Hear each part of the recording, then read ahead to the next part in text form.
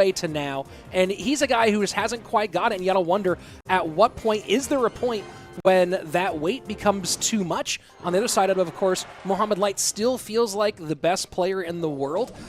To get all the way to that grand final of the World Championships, not get there, I'm honestly a bit surprised that he is still as fired up and as good as he is this year already.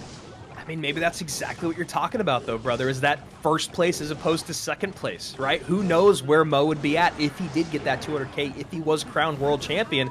But you know him. He's got #1 on ladder over and over and over. He's winning global tournaments. He's just the best. That means he wants to be known as the best, which is the only way to do that is to be a CRL world champion. So here we go. Morton, top of your screen. Mohamed Light, bottom of your screen. Two of the biggest names in the game. And, you know, just to go back to what you were talking about with Morton and how long he's been doing it, the guy's a machine.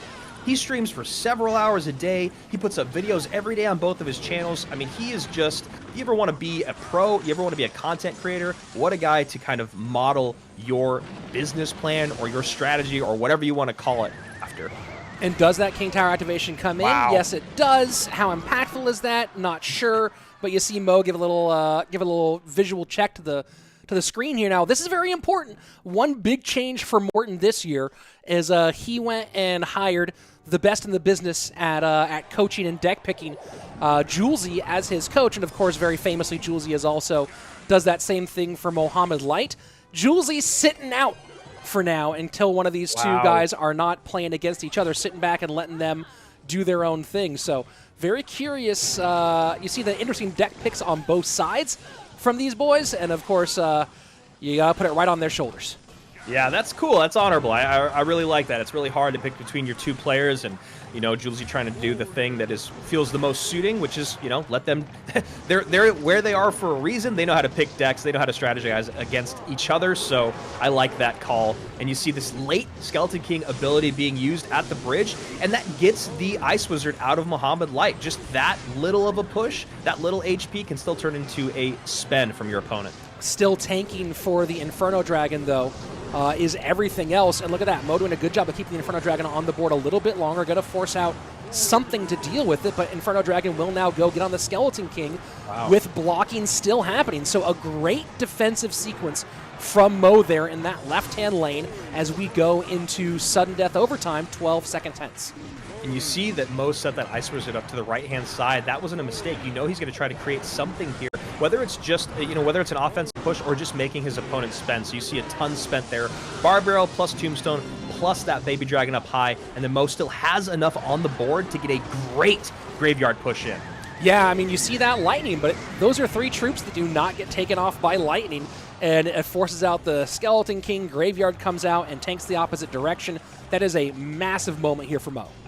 Yeah, and that feels like a really, really tough spot for Morton with 1 minute and 40 seconds left. This feels like the moment Mohamed Light goes, cool, you want to golem in the back? I'm going to take your tower right now. Or if I don't take your tower, you're not going to have the push that you need with your golem, with the support that you need. And there you go. Easy take on that right-hand side. Everyone distracted by the left. Inferno Dragon doing what it does best. Yeah, a little bit of cheek out there, and you see Mo with the patented camera check as he does get that one done. Mohamed Light takes game number one. Of course, you gotta have love for both of these players, but with the tools in the deck for Mohamed, felt like a difficult one. And you saw Morton going a little bit unorthodox here, going Golem on his side. We've seen more of that from him lately, but the big pile of rocks does not pay off here in game number one.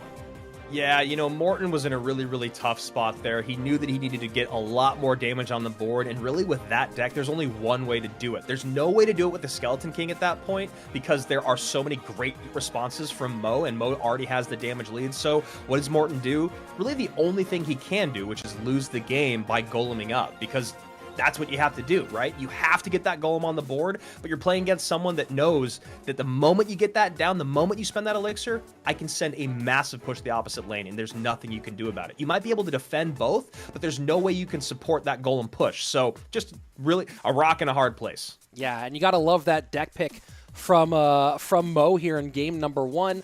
The Bowler GY Freeze. Icewiz really isn't anything else. Bowler's really only in Graveyard or in Loon.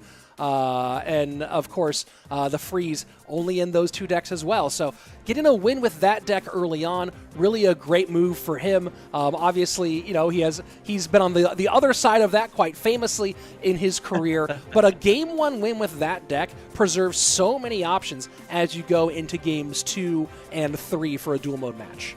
Yeah, and the other side of that, not really the same story for Morton, right? I think we saw Tombstone, we saw Bar Barrel, you see Baby Dragon, you see, I think Lightning came out there, and obviously the biggest one, the most impactful one, is the Skeleton King. It feels like when you use that card, when you use the Skeleton King, you really want to be able to pick up a W. Obviously, that's not going to happen 100% of the time, but that card being as strong as it is, now completely off the board, Mo doesn't even have to worry about it. And of course, not worried about Golem anymore either. So there are benefits there to go in that direction. And I do see people in chat here still pretty excited about what Mugi's doing here. It's interesting. About what Mo's doing here. It's interesting when you talk about the popularity of players because skill obviously a big part of it. But you have 2 guys in Mo and Morton who both have seen a ton of success as that thing.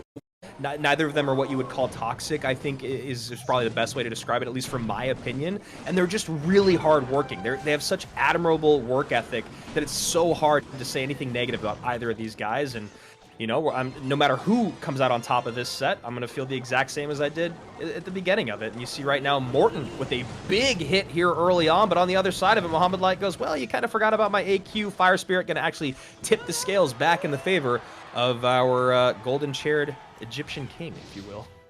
So here we go, 2 minutes and 5 seconds remaining as we move along in this matchup. And yeah, Morton never really looks at the camera. Mohamed Light, of course, I think he loves to give you guys the feel that he's there with you as we go to 1:52, 51, 50. Just giving my co-cash a bit of information there. Remote production, certainly a whole lot of fun here, folks, as the Hog Rider in for Mo. And it's interesting, we're seeing the Hog AQ variation as opposed to the Royal Hogs variation. And, I think I'd love to talk to AC a bit about this after this match is over. What makes you pick the Hog Rider version over the Royal Hogs version based on what you've seen in earlier games? Where are you at right now on their timer? Minute 20 exactly, 19, 18, 17, 16, 15.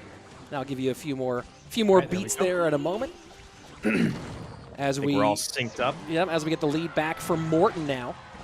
Hog Rider in opposite direction. Snowball to hold off. AQ holding off at the bridge and trying to protect it. This is a little thing that I talked to Ian, who's known as the best Hog Cycle player in the game and very good at this deck.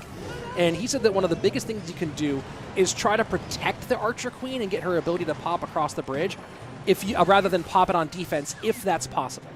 And that's exactly what we just saw. We saw a great last-second hog hit there by Mo on the tower, and then that AQ ability last second when the Zappies dropped up high, which creates a very negative elixir trade for Morton. And then you see Mo go EQ cycle plus hog in the left-hand lane, and he's just keeping up the pressure. Mohamed Light is arguably the best player in the game at turning a very, very low HP card into a big push by supporting it. Because he does such a good job with his elixir defensively, he always has some to spare on offense, and we're seeing it right now, right? Last second AQ ability pops, Mortar goes off the board, Hog doesn't get a hit because that Valkyrie has to come down, but a 5 elixir lead for Mohamed Light. And there you go, Rich, he looks right into the camera again going, do you guys see that? Huge lead, and this interesting part is that Mortar had to be played low by Morton because you play it high in that situation. It's better to avoid the Earthquake, but the Archer Queen was right there to slice it, and yeah, Morton right now just caught in a really rough spot against this deck. And just what I was saying about that defense, Mohamed Light doesn't even spend the skellies to make sure that Mortar doesn't get on tower. He has the interactions locked down perfectly. EQ plus Hog. Hog still gets a hit. There goes the tower. Wow. And it's very rare that you catch someone make Morton look like he's playing out of his league. And I would never say that about Morton, truly, that he doesn't, that the Mo is really out of his league. But man, when you look at that set and how quickly it went, it's just a dominant performance. Very dominant indeed. What else would